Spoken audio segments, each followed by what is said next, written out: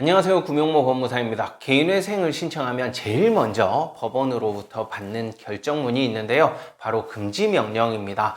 급여나 유체동산 압류를 금지하는 명령서를 받게 되는데요. 이 금지명령이 나온다 하더라도 소송은 당할 수 있거든요. 그래서 이번 시간에는 금지명령의 내용을 자세히 살펴보고 소송을 당할 수 있는 이유에 대해서도 설명드리겠습니다. 개인회생을 접수하면 통상적으로 한 일주일 이내에 금지명령이 나오게 되어 있는데요. 이 금지명령은 개인 사업자와 급여소득자에 따라서 내용이 약간 차이가 있습니다. 큰 틀은 동일하기 때문에 급여소득자의 금지명령 내용을 기준으로 이번 시간에는 설명드릴게요. 먼저 금지명령을 한번 보겠습니다.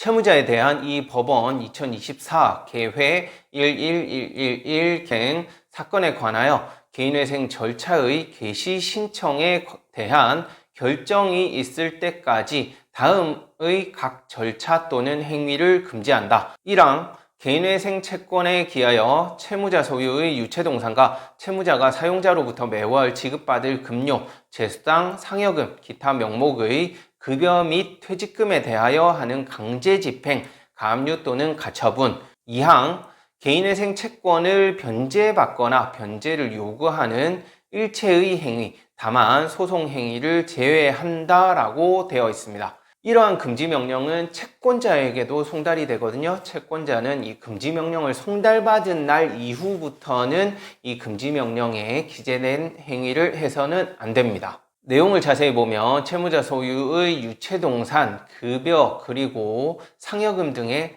압류 등을 할 수 없도록 되어 있죠. 따라서 금지명령 이후에는 급여를 압류할 수 없게 됩니다. 그리고 2번을 보면 변제를 받거나 변제를 요구하는 행위도 못하도록 하고 있는데요. 다만 소송 행위는 제외한다라고 되어 있죠. 재판을 받을 권리는 헌법상 권리이기 때문에요. 금지명령이 나왔다 하더라도 소송은 할 수 있도록 규정을 하고 있습니다. 따라서 금지명령 이후에도 소송을 할 수 있고 예외적으로 소송을 제기하는 경우도 실제 있는데요.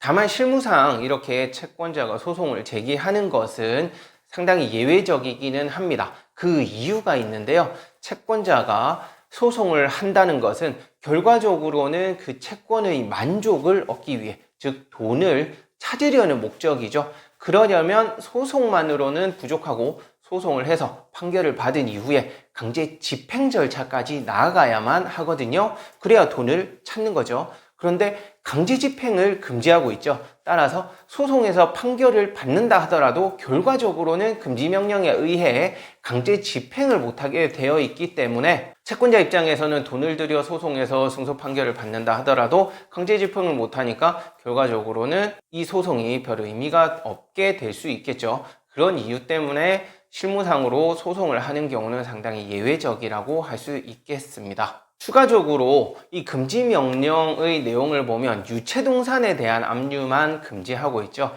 따라서 부동산에 대한 언급은 없는데요. 부동산에는 강제 집행도 할 수 있고 그 다음 담보권 행사를 위한 임의경매도 신청을 할 수 있게 되어 있습니다.